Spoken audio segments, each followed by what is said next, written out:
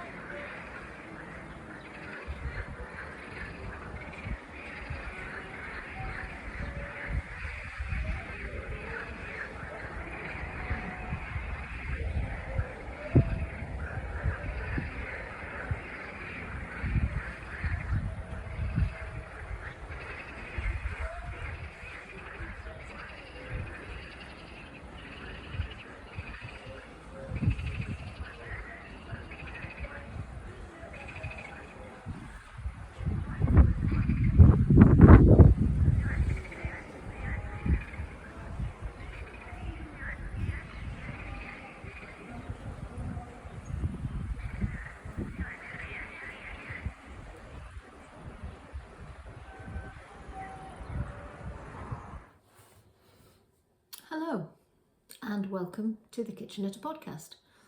I'm Suzanne, the Kitchen Knitter, and this is my little space on YouTube where I share with you what I've been knitting. I live in the northwest of England, in Cheshire, with my husband. It's been a while, not intentional, just time ran away with me, but we've been away, we've had the decorators in. I think I said in my last podcast that I wasn't sure when I'd be able to get back, but I didn't think it would be this long, quite honestly. But we've had family visit, we've been to see family. It's been lovely, but and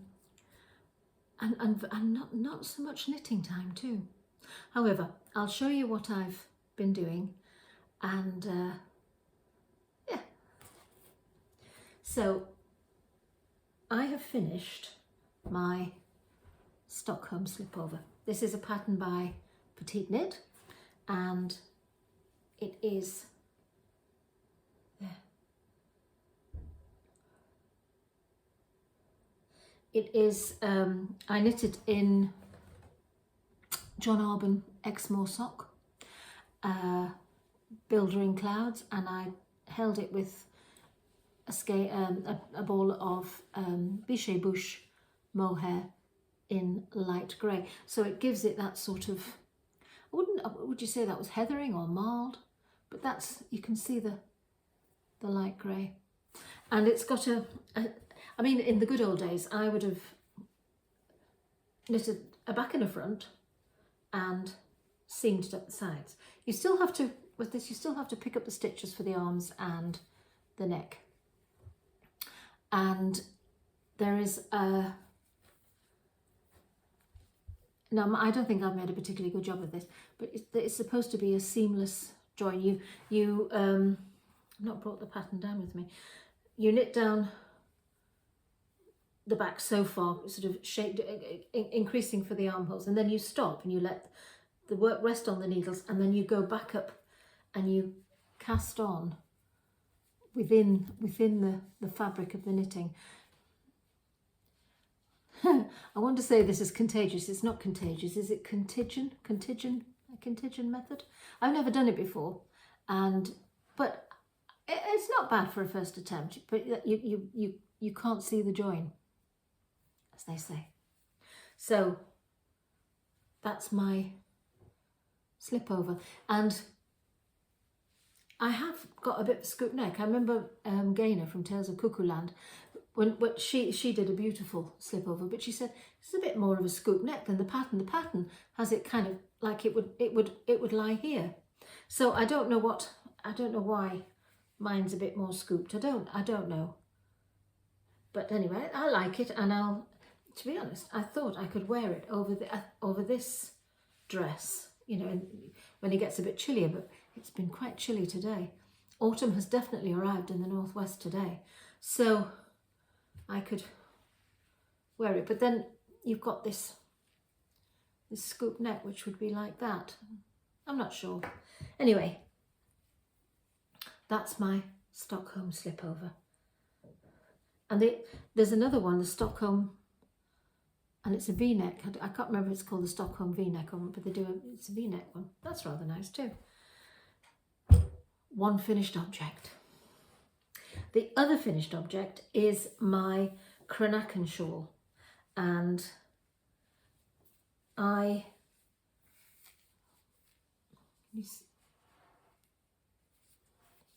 you can't, I've blocked this, but it's still, the pattern here is still curling around itself, but that's the side. You do that, you knit up that way to there, and then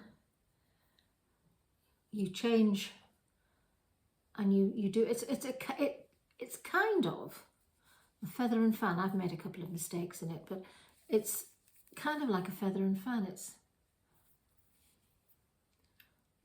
It's quite pretty. So, and then you do that all the way along. So it's a, am I showing you the right side? Yeah.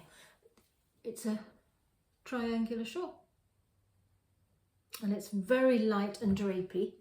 And I knit this in sock yarn from Les Family Yarn, Herkel that had been, I mean, this particular yarn, this particular skein, these two skeins, I don't think were dyed by Gaynor, but this is her recipe for Herkel, and it's beautiful. It's a gorgeous, what I would think of as an old-fashioned pink. It's beautiful, and it's all very, and the shawl itself is lovely and drapey and light. It's really nice. I don't like bulky shawls, so this is perfect. I've got I bought some mohair. Or is it mohair or is it Suri alpaca? From Les Family Yarn in the Herkel, along with another skein of sock yarn, and I want to knit the penny gloves by Petite Knit. Not necessarily because I want things to match, but I just loved it, love it. So that's my other finished object. So what's on my needles at the moment is I'm still knitting on the tressé. I've had a few false starts with that. I started knitting it and thought, no, I'm knitting this too small. So I pulled it out and started again. And then I was doing really nicely, a decent amount to show on a podcast, and I dropped a stitch on the neck shaping, the raglan shaping. And I tried to fix it. The more I tried to fix it, the worse it got. So in the end, I had to take the whole thing back. So it's back on the needles. I've probably done about that much. So I'll show you when I've got a decent amount to show, and I'm kind of, you know, well down the body. And also that grey cardigan has come out of retirement. I just think, oh, it was a bit boring. And I made a bit of a mess of knitting the second. You're knitting it in pieces. It's a Kim Hargreaves pattern from a fairly old Rowan magazine, but it's one of those cardigans you think, well, this would be useful. And I was knitting it in the most beautiful grey from Hedgerow Yarns. It was alpaca, silk and linen. It was just absolutely gorgeous. So I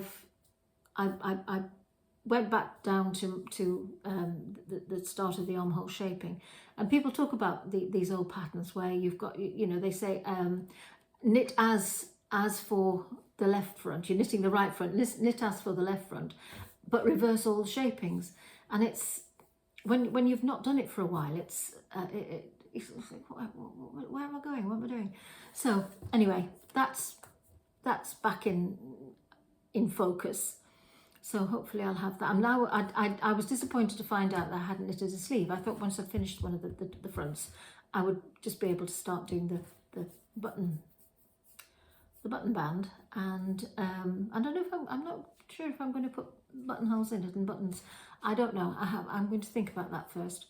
But that's just garter stitch all the way. I think it's up to the and then you seam it at the back and it's down the other side.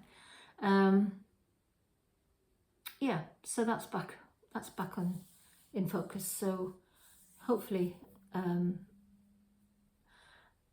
we've got another holiday coming up. We've got a long weekend in Milan and the decorator's coming back. So I'm not quite sure about how much knitting time I'll have, but I should just have to make time. So the other thing I'm knitting on, because I haven't finished anything, I've cast on, but it's more or less just to see. I was curious about this because this is the Runkus, which needs no introduction from me, and I'm knitting this in a yarn from Telling Yarns, and it is the Resolute, and it's a fingering 4-ply, Blueface Leicester, Romney, Masham and Swabbles. And it is the most gorgeous. I think I showed it on a podcast when I bought this in Yarndale last year, and I showed the skeins, and this is the skeins. It's just all sort of dusky colours. There's dusky beiges and dusky blues and caramels. It's absolutely gorgeous. So I'm knitting the Runkus, and this is how far I've got. I've just finished all the German short rows for the. I finished them for the back. I think I'm doing the front now. So hang on, let me. I've got the thing with circular needles. The thing goes through the middle. There we go. There. So I have done this much, but I haven't knit fingering yarn on large needles. These are 6mm needles, and you use 5mm needles to finish the sleeves. So it's quite bouncy and a bit, I don't know. I'm used to sort of finer needles, but I just wanted to see how this yarn knitted up and what it looked like, and I'm not disappointed. It's beautiful. So I just lost. No, it's there. I've got the beginning. I've not stopped in the middle of a row. I've just done the next stitch on the row to keep my beginning of the round marker in. So, although I'm doing the wide neckline, I'm thinking, will my head fit through there? Anyway, we'll see. It's very, very stretchy, so it should do. So that's the Runkus, sort of a work in progress.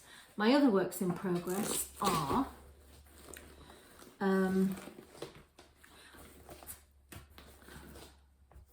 I am knitting not that one. I've got three sock projects in one bag, which is not necessarily a good idea. This is a pattern from the Wool Barn called, and I think I might have shown these, and it's the Portsea socks. But it had to come to a halt because I lost the ball to do that blue. I found it again. It was, I was in I had to take the whole of my the wall cupboard in my sewing room out, everything out to find it. So I finished one sock. Just it's all little ends that have not been sewn in. There. So I'll show you that side. It goes a little awry there for some reason. So that's the pattern, and this is yarn. I've used the wool that the pattern calls for, which is from the Wool Barn, and this is Sand, and the blue, which looks a bit black on there, is blue. It's Midnight. So I have got, there it is. There's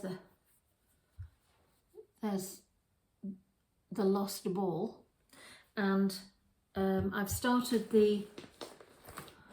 Here we go. Oh, having more than one project in a bag is a silly idea. So so I've done the cuff, and I'm now at a point where I start adding in, and it's not colour work. It's without giving too much away, I think it's slip stitches, but it's really nice, and it's my preferred heel and gusset. There. And I'm saying they're finished. This one's finished. It's not. I've got to Kitchener, and I think it's a rounded toe.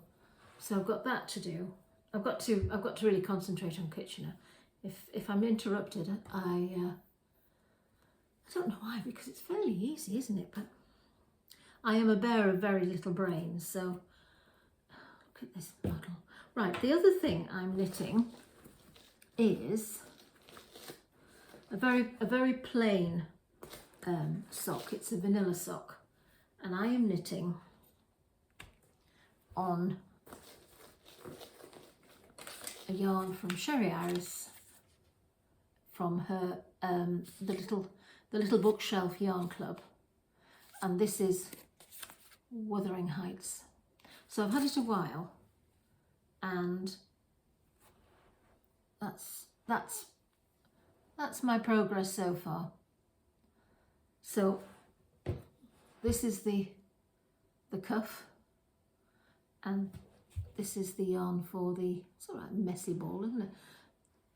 And this is the yarn for the rest of it. I think I'll just do the cuffs in the blue, and the rest just, I worry about running out of yarn, so I think we'll just do the cuffs.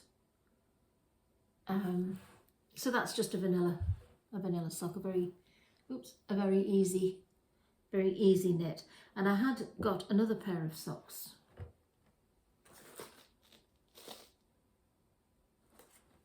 Bear with.